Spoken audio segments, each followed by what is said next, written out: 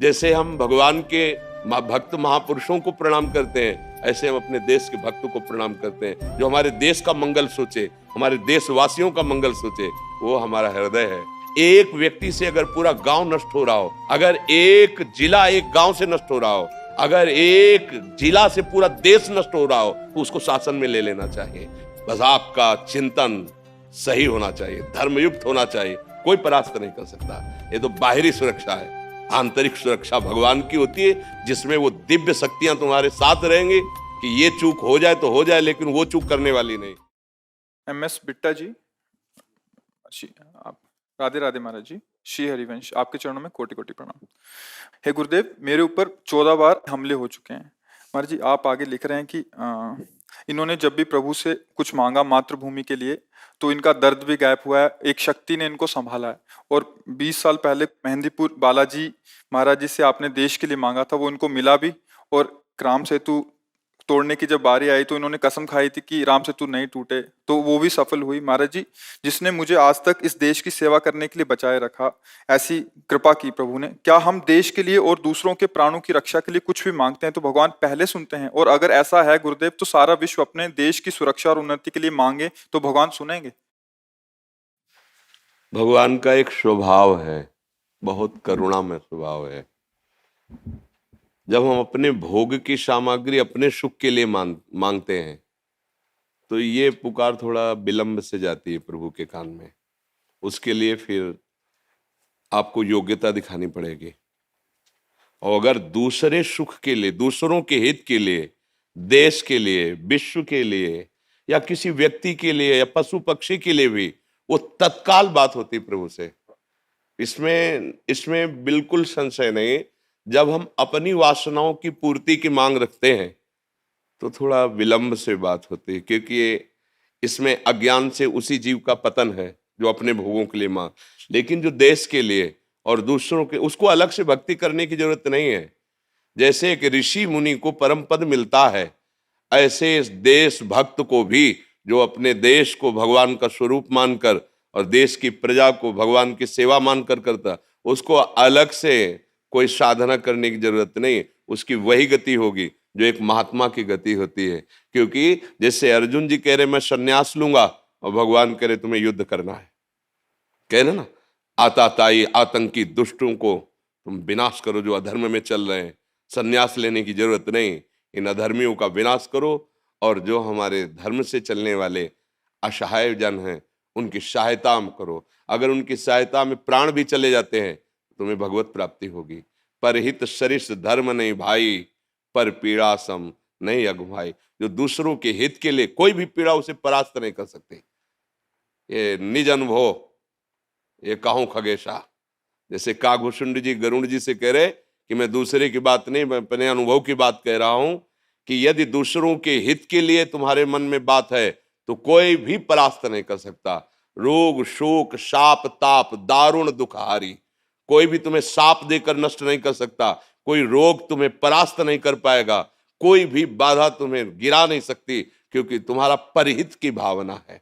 अगर परहित की भावना है, देखो दोनों किडनी फेल है, अतरे दिन डायलिसिस होता है, और डायलिसिस मैन की हालत क्या होती है वो तो जो उनके ऊपर बीतता है।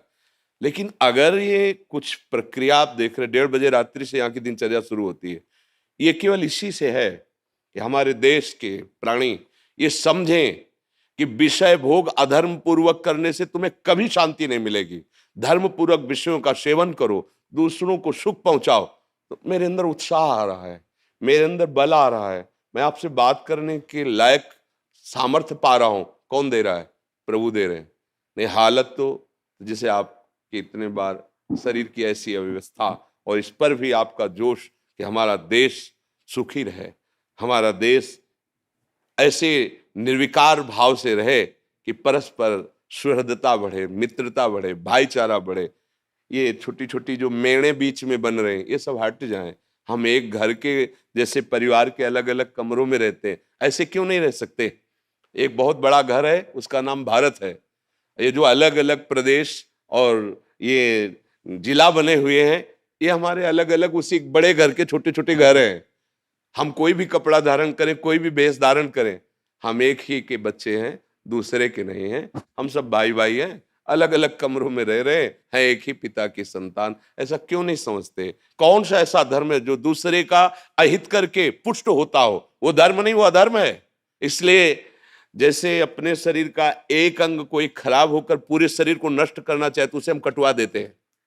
अपने शरीर का अंग अभी पता चल जाए यहाँ कैंसर है, आपको कटवाने से कैंसर से आप बच जाएंगे, नहीं तो पूरा फैल जाएगा, तो राजी होकर पैसा देके कटवा देंगे, आप इसे काट दीजिए। एक व्यक्ति से अगर पूरा गांव नष्ट हो रहा हो, अगर एक जिला एक गांव से नष्ट हो रहा हो, अगर एक जिला से पूरा देश नष्ट हो रहा हो, तो उसको शासन में ले लेना चाहिए, क्योंकि पूरे जीव बच रहे हैं। तो ऐसे ही जो मलिन स्वभाव के, राक्षसी स्वभाव के हैं और ये समझते हैं कि मैं धर्म कर रहा हूं, दूसरों की हत्या करना, दूसरों को पीड़ा देना, दूसरों का विनाश करना, ये राक्षसी स्वभाव कभी धर्म नहीं हो सकता है। इनको शासन में लेना ही धर्म है, इनको शासित करना, इनको दंड देना, यही धर्म है। अगर उसकी हिंसा नहीं होगी तो लाखों को मार देगा वो। हम देश और प्रजा और विश्व शांति के लिए ऐसे अधर्मियों पर शासन करें जो अपनी बात को समझते नहीं है, केवल अपनी मनमानी को धर्म मान करके दूसरों की हिंसा, दूसरों को दुख पहुंचाना, दूसरों को विनाश करना, वो कोई भी हो, कहीं का भी हो, किसी भी धर्म का हो। जो पापी होते हैं, हिंसक होते हैं, राक्षसी होते हैं, वो किसी धर्म के नहीं होते। उनका केवल केवल दूसरों को दुख देना, भयभीत करना, आतंक मचाना स्वभाव होता है। वो किसी धर्मावलंबी नहीं। कोई भी आज तक आचार्य, कोई भी महापुरुष ऐसा किसी भी धर्म की रचना नहीं की जिसमें जो असहाय हैं, निर्बल हैं या जो निरपराधी हैं उनका विनाश किया जाए। नहीं, इनकी बुद्धि भ्रष्ट है। ये शासन के द्वारा ही काबू में किए जा सकते हैं। एक आदमी लाखों को पीड़ित कर रहा है, एक आदमी देश को भयभीत कर रहा है, ऐसा नहीं। और जो ऐसा सोचता है कि इनका, तो मानते हैं, जैसे आपने कहा कि कई बार अटैक हुआ है, मानते हैं ऐसा हो सकता है, पर वो विधान में ही होगा आपके लिए। आपके अनंत जन्मों के कर्मों का हिसाब नष्ट हो रहा है, ऐसे बाल बांका नहीं हो सकता। ध्यान रखना, धर्म करने से जो पीड़ा प्राप्त होती है, धर्मात्माओं को सदा पीड़ा झेलनी पड़ी। इतिहास साक्षी, आप देख लो, अब गुरुजनों को देख लो, गुरुवाणी में जो वर्णन देखो, गुरुजनों को कैसा अधर्मियों के प्रति और अपने धर्म के प्रति दोनों भाव को देखिए, तो भारी कष्ट को सहते हुए महापुरुषों ने धर्म की रक्षा की है। उनके शरीरों को भी कष्ट दिया गया है और उन शरीरों के कष्ट को सहाय, हंसते हंसते सहाय। तो जैसे आप चल रहे हैं, फिर ये कह दे कि अगर तुम ठीक कर रहे हो तो तुम्हें कष्ट क्यों है?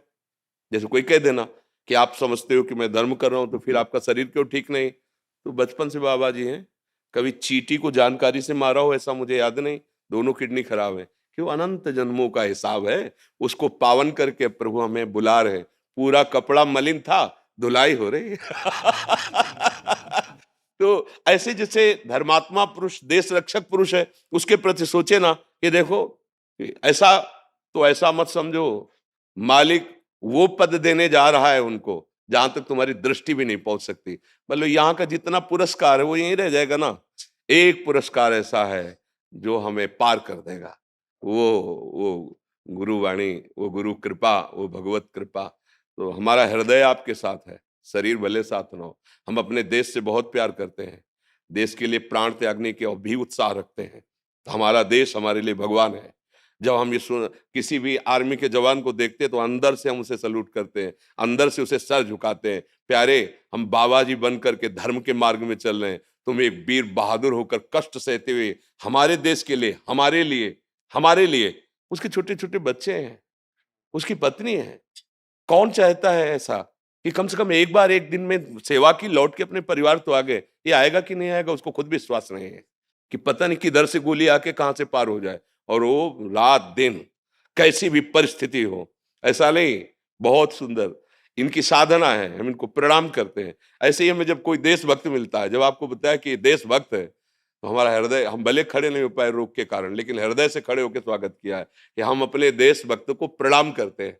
जैसे हम भगवान के भक्त महापुरुषों को प्रणाम करते हैं, ऐसे हम अपने देश के भक्तों को प्रणाम करते हैं जो हमारे देश का मंगल सोचे, हमारे देशवासियों का मंगल सोचे। वो हमारा हृदय है और उसे आशीर्वाद मांगने की जरूरत नहीं। जब कह रहे हैं कि हृदय ही साथ है, तो आशीर्वाद क्या चीज होता है? हृदय ही साथ है। बिल्कुल, आप निर्भय रहिए, निश्चिंत रहिए और निशोक रहिए। और जब तक श्वास है तब तक देश सेवा में। बस अंतिम तो फतेह ही फतेह है ना, अंतिम तो फतेह ही है। जब धर्म से चला जाता है तो वो हमें बहुत ही प्रसंग हृदय में आनंद प्रदान करता है। भगवान के पिता का सौभाग्य दशरथ जी को मिला, राम जी के पिता का सौभाग्य नहीं, लेकिन अंत्येष्टि क्रिया का सौभाग्य जटायु को मिला, दशरथ जी को नहीं मिला। जटायु जी भगवान की गोद में ऐसे शरीर त्याग रहे हैं, भगवान की गोद में, और कह रहे हैं ये मैं कृपा नहीं कर रहा, ये आपके कर्म की गति है, क्योंकि आपने दूसरे की रक्षा के लिए अपने जीवन को समर्पित कर दिया। तात जाओ परम धाम को मेरे। तो ये जो दूसरों के हित की बात है, ये सबसे बड़ा धर्म है। भगवान उसको बहुत प्यार करते हैं। अगर हम तपस्या भी अपने लिए कर रहे हैं ना, तो कोई खास बात नहीं है, ध्यान रखना। भजन भी अपने सुख के लिए करें, कोई खास बात नहीं है। जब हमारी तपस्या, हमारा भजन हमारे देश के लिए और हमारी देश के समाज के लिए हो, वही सार्थक है। तो वही तो आप भी कर रहे हैं। आपकी सोच, आपका चिंतन, आपका प्रयास, हमारा देश सुख में रहे, हमारा देश इन आतंकी हमलों से बचा रहे, हमारे देश में कोई ऐसे कुमार्गामी प्रवेश न करे जो हमारी भोली प्रजा को नष्ट करें, कष्ट दे। बात तो एक ही है। हम यहां बैठे भजन बल से सोच रहे हैं, आप बाहुबल, ऐश्वर्य बल, कानून बल, इनके द्वारा आप सुरक्षा कर रहे हैं। तो बात तो दोनों ही, हम दोनों एक पिता की संतान, हम दोनों का एक ही कार्य है। भेष अलग अलग है, उद्देश्य एक ही है। हमारी तपस्या, हमारी श्वास, हमारा अनुभव, हमारा ज्ञान हमारे देश के लिए है, विश्व के लिए है। जो हमारी बात माने, जो हमारी बात सुन ले, निहाल हो जाएगा, उसको पकड़ लो केवल। तो ऐसे ही आपका है ना कि जो हमारे पास धन है, जो हमारे पास योग्यता है, जो हमारे पास बल है, जो हमारे पास शासन है, हमारी राज्य की रक्षा हो, हमारे देश की रक्षा हो, हमारी प्रजा सुखी हो, यही भगवत मार्ग है। बहुत अच्छा लगा। बाहरी माला तो नहीं पहना रहे, लेकिन हृदय की बात कह रहे, हम बहुत आदर कर रहे हैं। हाँ, आप बिल्कुल निश्चिंत रहिए। जो एक बार मिल गया, जो पूछना चाहता था वो जवाब मिल गया। बिल्कुल आप निश्चिंत रहिए। आप खुद अनुभव करेंगे, जैसे आप अनुभव किए हैं पीछे, ऐसे आप खुद अनुभव करेंगे कि हरि और गुरु की कृपा क्या होती, संतों की कृपा क्या होती। वो ऐसे थोड़ी होता है कि माथे में हाथ रख दिया तो ये तो दृष्टि और संकल्प हो जाए तो मूकम करोति वाचालम पंगुम लंघयते गिरिम यत कृपा तमहम बंदे परमानंद माधवम। मूक भी वेद बोल दे और लंगड़ा भी पहाड़ चढ़ जाए, छोटा सा सांप का बच्चा गरुड़ को खा जाए।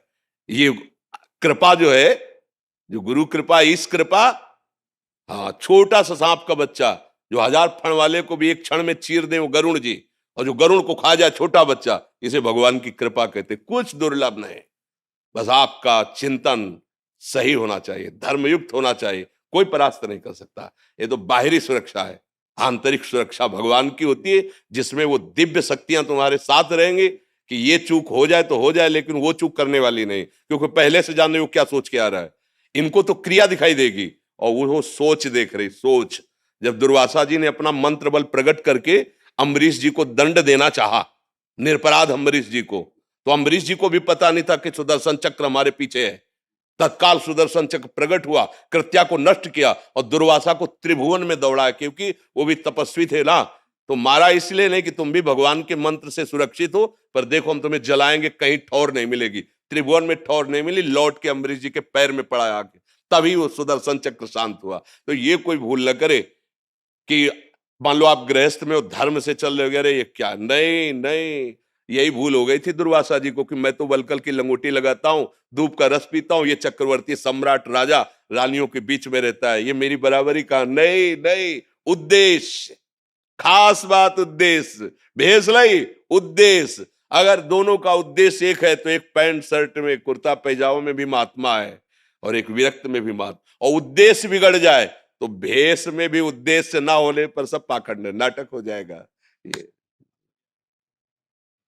अरे आप बस खड़े खड़े धन्यवाद।